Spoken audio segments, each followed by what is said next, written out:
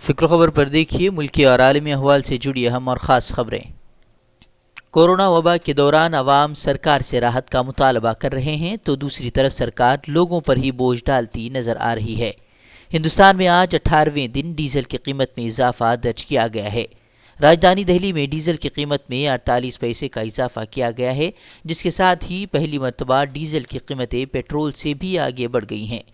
Diesel کی بڑھتی قیمتوں پر ماہرین نے تشویش ظاہر کی ہے، کیونکہ ڈیزل کی قیمتوں میں اضافے سے ٹرانسپورٹ مہنگا ہوگا، جس سے مہنگائی میں اضافہ ہونا لازمی ہے۔ شہریت ترمیمی ایکٹ کے خلاف مظاہروں میں سرگرم رول ادا کرنے والی جامعہ ملیہ اسلامیہ کی 27 سالہ طالبہ سفورہ زرگر کو لگاتار دوسرے دن کی سماعت کے بعد دہلی ہائی کورٹ نے مشروط ضمانت پر رہا کرنے کا حکم سنایا ہے۔ 23 ہفتوں کی حاملہ سفورہ زرگر کو انسانی بنیادوں پر دی گئی ضمانت کے تعلق سے کورٹ نے واضح کیا ہے کہ یہ ضمانت میرٹ کی بنیاد پر نہیں بلکہ انسانی بنیاد پر دی جا رہی ہے، اس لیے اسے نظیر کے طور پر نہ دیکھا جائے۔ ہائی کورٹ نے کئی شرائط بھی عائد کی ہیں، جن میں سفورہ کا بلا اجازت دہلی سے باہر نہ جانا، تفتیشی افسر سے رابطے میں رہنا اور ایسی کسی بھی حرکت سے اجتناب برتنا شامل ہے جس سے تفتیش پر اثر پڑ سکتا ہو۔ عالمی سطح پر کورونا وائرس کووڈ-19 کی وبا کے دوران حج کے تعلق سے جاری تمام قیاس آرائیوں کو ختم کرتے ہوئے سعودی وزارت حج نے اپنی حج پالیسی برائے 2020 جاری کر دی ہے۔ وبا کو ملحوظ رکھتے ہوئے سعودی حکومت نے فیصلہ کیا ہے کہ امسال حج میں عازمین کی تعداد کو انتہائی محدود رکھا جائے گا اور مختلف ممالک سے تعلق رکھنے والے صرف وہ لوگ ہی حج ادا کر سکیں گے جو سعودی عرب میں پہلے سے مقیم ہیں۔ اس سے واضح ہو گیا ہے کہ امسال سعودی عرب حج ویزا جاری نہیں کرے گا۔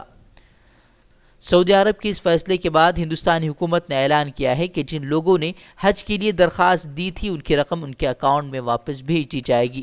حج کمیٹی آف انڈیا نے پریس ریلیز جاری کرتے ہوئے کہا ہے کہ سعودی حکومت نے حج کینسل کر دیا ہے، لہٰذا جن لوگوں نے حج کے لیے فارم بھرے تھے ان کے فارم کینسل مانے جائیں گے اور پیسے 1 ماہ کے اندر اکاؤنٹ میں واپس بھیج دیے جائیں گے۔ وہیں کسی کو بھی کینسلیشن فارم بھرنے کی ضرورت نہیں ہوگی۔ حج کمیٹی نے یہ بھی کہا ہے کہ فارم بھرنے والے سبھی حضرات اپنا پاسپورٹ علاقائی حج کمیٹی سے حاصل کر لیں۔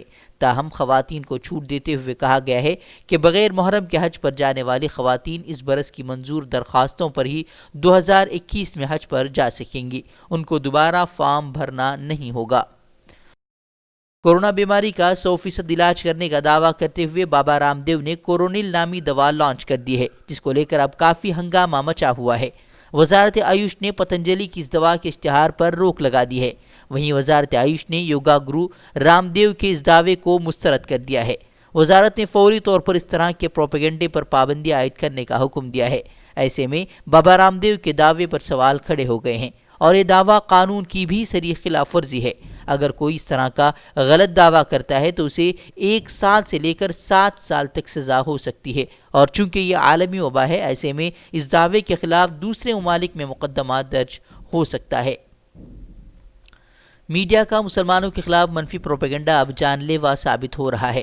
میڈیا نے ایسا زہر گھول دیا ہے کہ اب لوگوں سے انسانیت بھی ختم ہوتی نظر آ رہی ہے۔ سہارنپور کے ضلع میں دیوبند سے قریب ایک گاؤں میں ایک مسلم کارپینٹر کو صرف اس لیے پیٹ کر مار ڈالا گیا کہ اس کی موٹر سائیکل سے ایک بچے کو معمولی سی ٹکر لگ گئی۔ پولیس نے قتل کا معاملہ درج کیا ہے، تاہم پولیس نے اسے ہجومی تشدد کا معاملہ قرار دینے سے انکار کیا ہے۔ وہیں اسرار کے چھوٹے بھائی گلفام کا کہنا ہے کہ جس بچے کے زخمی ہونے پر اس کے بھائی کو مار ڈالا گیا وہ بالکل ٹھیک ہے۔ ملک بھر میں کورونا وائرس کے کیسز میں اضافہ ہوتا جا رہا ہے اور اس وبا سے اب تک 4,56,115 افراد متاثر ہوئے ہیں، جبکہ 14,483 مریضوں کی موت واقع ہوئی ہے اور 2.5 لاکھ سے زائد مریض صحت یاب ہوئے ہیں۔ ملک میں کورونا وائرس کے روزانہ تقریباً 15,000 نئے معاملے سامنے آ رہے ہیں۔ 19 جون کو کورونا وائرس کے کل مریضوں کی تعداد 3,95,000 تھی اور صرف 4 دن بعد ہی یعنی کہ 23 جون کو یہ تعداد بڑھ کر 4,56,000 سے تجاوز کر گئی ہے۔ بتا دیں کہ کورونا وائرس سے سب سے زیادہ متاثر ہندوستان میں ریاست مہاراشٹر ہے، اس کے بعد دہلی، جبکہ تیسرے نمبر پر تمل ناڈو ہے۔ IMA گھوٹالہ معاملے میں ملوث پائے جانے کے بعد گرفتار کر جیل بھیج دیے گئے IAS افسر وجے شنکر نے پھانسی لگا کر خودکشی کر لی ہے۔ ان پر IMA گھوٹالہ معاملے میں 1.5 کروڑ روپے رشوت لینے کا الزام عائد کیا گیا تھا۔ خیال رہے کہ سی بی آئی بنگلورو نے گزشتہ سال نومبر میں آئی ایم اے سے غیر قانونی تسلی قبول کرنے پر ملزم شنکر اور 2 دیگر سرکاری عہدیداروں کے خلاف مقدمہ درج کیا تھا۔ سرحد پر چینی افواج کے ساتھ ہوئے تصادم میں چینی افواج کی ہلاکت کو چین نے اکثر مسترد کر دیا ہے۔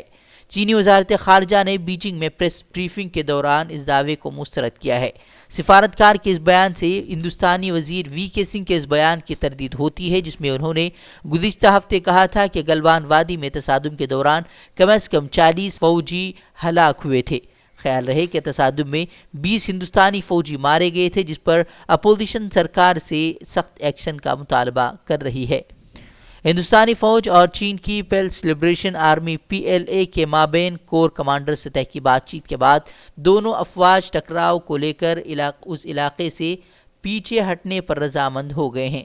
وہیں کشیدگی کو کم کرنے کے لیے ہونے والی یہ بات چیت کم و بیش 11 گھنٹے تک چلی ہے۔ ریاست اتر پردیش کے فیروز آباد شہر میں واٹس ایپ گروپ میں وزیر اعظم نریندر مودی اور مرکزی وزیر داخلہ امت شاہ سے متعلق قابل اعتراض پوسٹ کرنے کے الزام میں 4 افراد کے خلاف مقدمہ درج کیا گیا ہے۔ بی جے پی کے ایک مقامی رہنما ستیندر گپتا کی جانب سے درج شکایت پر یہ مقدمہ درج کیا گیا ہے۔ آئین الیکشن سے قبل آر جے ڈی کو بہار میں بڑا جھٹکا لگا ہے۔ آر جے ڈی کے 5 ایم ایل سی نے جے ڈی یو کا دامن تھام لیا ہے۔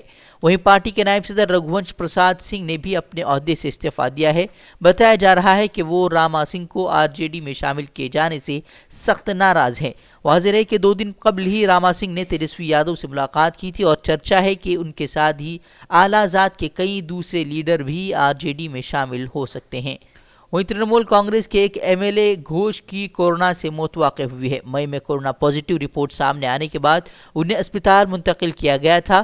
بتا دیں کہ گھوش ترنمول کانگریس سے 3 مرتبہ ایم ایل اے رہ چکے ہیں۔ میزورم میں ایک کے بعد دیگرے کئی زلزلے کے جھٹکے محسوس کیے گئے ہیں۔